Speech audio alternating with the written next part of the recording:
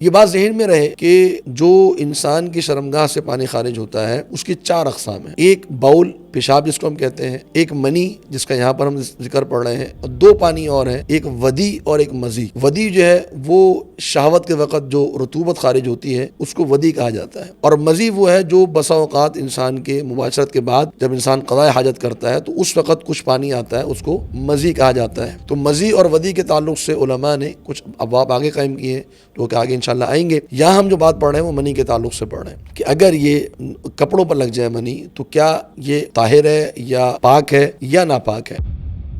इसके हवाले से दोनों मौक़िफ़ है उलमा के। बाद उलमा का मौक़िफ़ ये है कि चूँकि मनी के खुरूज के बाद गुस्ल वाजिब है, जब पेशाब के खुरूज के बाद वुज़ू वाजिब हो रहा था और उसकी वजह से हमने पेशाब को नजस करार दिया, तो मनी के खुरूज की वजह से तो गुस्ल वाजिब हो रहा है, तो मनी तो बिलौला नजस है।